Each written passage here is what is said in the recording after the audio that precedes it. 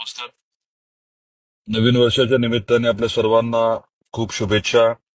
हे नवीन वर्ष आपल्याला सुखसमृद्धीचे व भरभराटीचे जावो अशी आई तुळजाभवानीच्या चरणी मी प्रार्थना करतो. आजच्या या फेसबुक लाईव्हच्या माध्यमातून सोयाबीन खरेदीच्या बाबतीत आधी मी बोलणार आहे.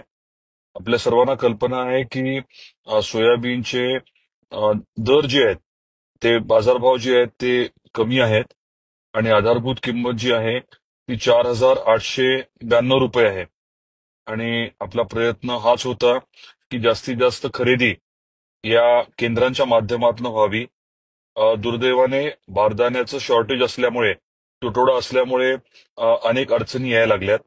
आपल्या जिल्ह्यात साधारण 35,000 शेतकऱ्यांनी नोंदणी केलेली आहे. त्यापैकी 5,000 शेतकऱ्यांचं फक्त सोयाबीन हे खरेदी झालेलं आहे. आपण आता सरकारकडे विनंती केली आहे की जी खरेदी 12 तारखेला संपणार होती, थांबणार होती, त्याला एक 45 दिवसाची मुदतवाढ मिळावी. टप्प्याटप्प्याने मुदतवाढ मिळेल अशी अपेक्षा आहे. पहिल्या टप्प्यात किमान 15 दिवसाची मुदतवाढ मिळेल. म्हणजे ज्यांनी नोंद केलेली आहे अशा लोकांचं सोयाबीन जे आहे ते केंद्रावरती खरेदी होईल यासाठी आपला पाठपुरावा चालू आहे. संबंधित पणन मंत्री महोदय जयकुमारजी रावळ यांच्याशी माझी सविस्तर चर्चा झाली आहे. बारदाना उपलब्ध करून देण्यासाठी देखील ते पाठपुरावा करतायत. पुढच्या काही दिवसांमध्ये बारदाना उपलब्ध होईल. फारच अडचण आली तर जुनं बारदान वापरण्याच्या बाबतीत नाफेडचे जे अधिकारी आहेत त्यांच्याशी माझी चर्चा झाली आहे. त्या बाबतीत देखील विचार चालू आहे. पुढच्या काही दिवसांमध्ये यातलं सोल्युशन, यातला एक मार्ग जो आहे तो काढला जाईल असं मला सांगण्यात आलेलं आहे. आणि म्हटल्याप्रमाणे माझा पाठपुरावा राहील. एक तर बारदाना उपलब्ध करून घेणं आणि दुसरं म्हणजे जे 12 जानेवारीपर्यंत खरेदी होणार होती ती आपण आता वाढवून घेतोय आणि मला खात्री आहे की ती व्यवस्थितरित्या वाढवली जाईल, जेणेकरून ज्यांनी नोंदणी केली आहे अशा सर्व शेतकऱ्यांचं सोयाबीन जे आहे ते खरेदी केंद्रामध्ये विकत घेतलं जाईल. हा पहिला मुद्दा होता. दुसरा मुद्दा जो आहे तो पीक विम्याच्या बाबतीमध्ये. पीक विम्याच्या बाबतीत प्रक्रिया जी आहे ती चालू आहे. ज्यांनी नुकसान झाल्याचं कळवलंय, नैसर्गिक आपत्ती झाली 72 तासामध्ये, यांना निश्चितच योग्य तो नुकसान भरपाईचा रक्कम जी आहे, योग्य ती रक्कम ती त्याला उपलब्ध होईल. आणि याच्या व्यतिरिक्त अनुदानाचा जो मुद्दा होता, आपल्याला सर्वांना कल्पना आहे की सगळे आपले 57 मंडळ या मंडळांना अनुदान जे आहे ते मिळू शकलं नाही. कारण अतिवृष्टी म्हणजे एका दिवसात 65 पेक्षा जास्त पाऊस किंवा सततचा पाऊस म्हणजे 5 दिवस सलग किमान 10 पाऊस, या निकषात बरेच मंडळ बसले नाहीत. परंतु निकष जे अयोग्य वाटले त्या अनुषंगाने मुख्यमंत्री आदरणीय देवेंद्रजी फडणवीस साहेबांना मी भेटलो आणि त्यांना विनंती केली की 5 दिवसामध्ये सलग 50 पेक्षा जास्त पाऊस आला असेल, झाला असेल, तर मग ते देखील सततचं पाऊस म्हणून निकषामध्ये कन्सिडर व्हावं, तो बदल केला जावा. त्याबद्दल ते सकारात्मक आहेत. त्या अनुषंगाने त्यांनी सचिवांना रिमार्क्स दिलेत आणि त्याविषयी देखील माझा पाठपुरावा राहील.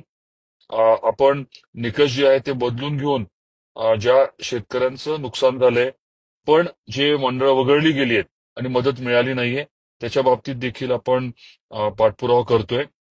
या सर्व प्रक्रियेमध्ये आपलं देखील सहकार्य पाहिजे. जिथे काही लागेल ते मी निश्चित आपल्याला सांगेन. पण महत्वाची बाब ही आहे की सोयाबीनची खरेदीची तारीख जी आहे ती वाढवली जाईल, बारदाना उपलब्ध केलं जाईल. हा एक भाग. दुसरं म्हणजे पीक विम्याच्या बाबतीतली आपली जी न्यायालयीन प्रक्रिया आहे ती देखील व्यवस्थित चालू आहे. दोर्डे पाटील साहेबांना आता सरकारच्या वतीने आपण घेतलेलं आहे आणि या महिन्यामध्ये जानेवारीमध्ये बरीच त्या विषयामध्ये प्रगती होईल. आपल्याला आठवत असेल की जवळजवळ 650 कोटी रुपये आपल्याला अजून या विमा कंपन्यांकडनं येणं आहे. आणि तिसरा मुद्दा आहे तो अनुदानाचा. जे मंडळ वगळले गेले होते ते सततच्या पावसाच्या निकषात आणण्यासाठी आपण निकषांमध्ये बदल करण्याचं जे ठरवलंय, जो प्रयत्न करतोय, त्या बाबतीत मुख्यमंत्री महोदय सकारात्मक आहेत. आणि ती प्रक्रिया देखील आपण आता सुरू केली आहे. माझा पाठपुरावा राहील आणि जसं काही पुढे याच्यामध्ये घटना घडतील तसं मी आपल्यापर्यंत ती माहिती पोहोचवेन. आता मी एकदा जरा सामायिक क्षेत्राचं अनुदान बालाजी मगर सांगताय ते बरोबर आहे. त्या बाबतीत मी फॉलोअप करतोय.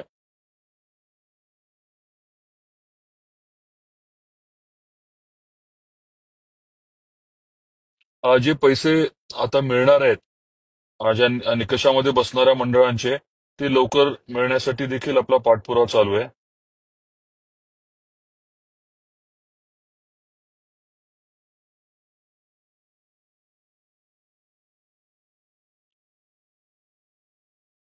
सर्वांना परत एकदा नमस्कार आणि सर्वांना परत एकदा नवीन वर्षाच्या खूप खूप शुभेच्छा. धनंजय बोंदर सांगतायत की खातं होल्ड केलंय SBI ढोकी. धनंजय जरा डिटेल्स मला सांगा. टेक्स्ट मेसेज केला तर बरं होईल. का होल्ड केले ते जरा माहिती लागेल मला.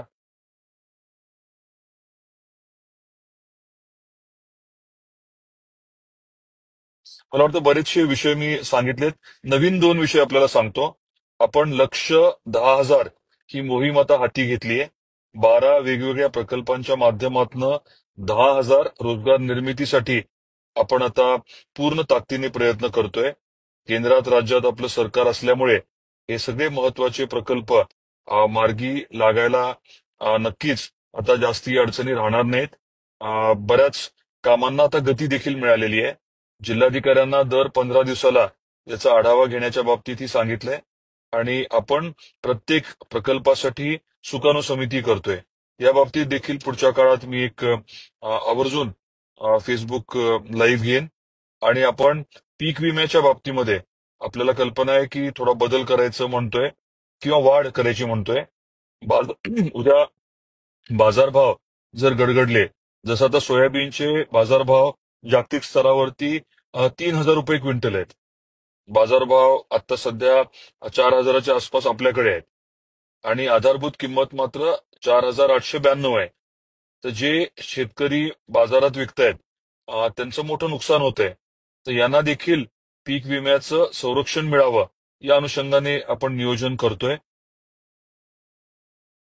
आपण ग्रामसभा घ्यायला सुरुवात केली आहे आणि मुख्यमंत्री महोदयांकडे या बाबतीतली कल्पना देऊन माहिती देऊन त्यांना देखील मी विनंती केली आहे की केंद्र सरकारकडे हा विषय मांडला जावा. पण आपण सर्व मिळून या विषयावरती चर्चा करून हा पुढे नेऊ.